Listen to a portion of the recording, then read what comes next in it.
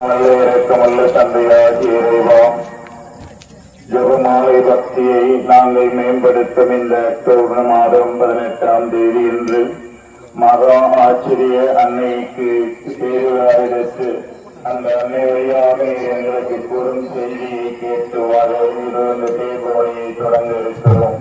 இந்த பேரையும் இன்னும் பாதுகாக்கிறார் என்ற உணர்வை எங்களுக்கு தருவதாக எல்லாம் அல்ல இறைவன் தந்தை மகன் தூய ஆவியார்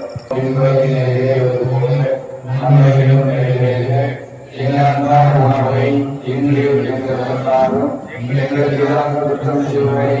நாங்கள் மன்னிப்பது போல எங்கள் குற்றங்களை மன்னியும், எங்களை சோதனைக்கு உட்படுத்தாதேயும், தீமையில் எங்களை ஒழிக்க வேண்டும்.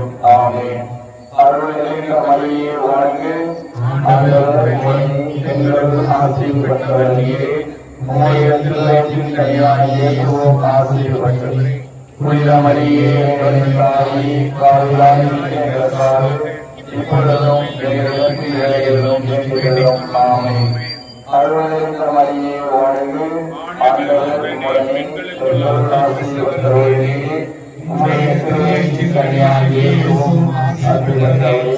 புனித மரியே எங்களின் தாயே, பாவிகளாகிய எங்களுக்காக இப்பொழுதும் எங்களுக்கு வேளையிலும் வேண்டுகிறோம். ஆமென். அருள் நிறைந்த மரியே வாழ்க, ஆண்டவர் உம்முடனே, பெண்களுள் ஆசையில் பெற்றவர் நீரே, உம்முடைய திருவயிற்றின் கனியாகிய இயேசுவும் வேண்டுகிறோம். ஆமென்.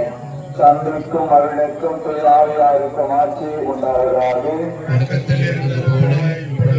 எல்லாம் உள்ள தந்தையாகிய கடவுளை நம்புகிறேன்.